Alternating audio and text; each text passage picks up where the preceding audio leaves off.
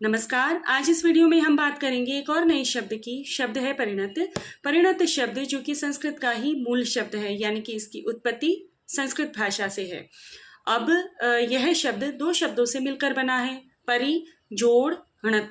परि का अर्थ होता है चारों ओर से, हर ओर से, सभी दिशाओं से, और णत का अर्थ होता है झुका हुआ, बदला हुआ या फिर परिवर्तित। यहाँ पर इसका सामान्य अर्थ अगर हम लेंगे तो इस प्रकार से ले सकते हैं कि पूरी तरह से बदला हुआ या फिर परिपक्व। अब हम इसके सामान्य कुछ उदाहरण हम देख लेते हैं, जिससे और भी अच्छे से हमको ये क्लियर हो जाएगा। तो यहाँ पर पहला उदाहरण इस प्रकार से है कि एक जो परिपक्व सोच होती है, या फिर कह सकते हैं कि जो परिणत सोच होती है, वही अच्छे निर्णय ले सकती है। और अगर हम किसी परिणाम के संदर्भ में, किसी अवस्था के संदर्भ में अगर हम लेंगे तो इस प्रकार से ले सकते हैं कि योजना जो है उसमें बदलाव होते होते एक परिणत योजना के रूप में आ चुकी है। और अगर हम इसकी प्रक्रिया के बाद में जो सुधरा हुआ रूप होता है उसके हिसाब से अगर हम लेंगे तो इस उदाहरण के द्वारा ले सकते हैं कि जो पौधा होता है वह फलों से, फूलों से लदा हुआ एक परिणत वृक्ष बन चुका है।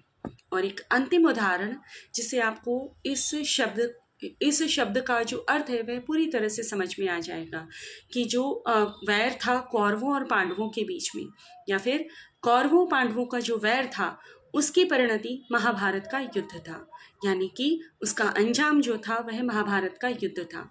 अब यहाँ पर अलग अलग संदर्भों में अलग अलग अर्थ में परिणत शब्द का अर्थ लिया जा सकता है। मैंने यहाँ पर अंतिम जो उदाहरण था कौरवों और पांडवों का वैर, महाभारत उसका युद्ध, जो कौरवों और पांडवों का जो वैर था उसकी परिणति महाभारत का युद्ध था, यहाँ पर परिणति शब्द का मैंने उपयोग किया है। तो यहाँ पर परिणति शब्द जो है यह परिणत में ई प्रत्यय जोड़ देने से हुआ है। परिणत शब्द में ई प्रत्यय जुड़ जाने से यह भाववाचक संज्ञा का रूप ले लेता है। परिणत शब्द स्वयं एक विशेषण का रूप है, यानी कि विशेषण शब्द है। तो आशा है आपको इस शब्द की उत्पत्ति, इसका अलग अलग संदर्भों में प्रयोग समझ में आया होगा, इसका अर्थ समझ में आया होगा। यदि अर्थ समझ में आता है तो कृपया वीडियो को लाइक कीजिए। यदि आप चैनल पर नए हैं तो चैनल को सब्सक्राइब अवश्य कर दीजिए। मिलते हैं अगले वीडियो में, तब तक के लिए धन्यवाद।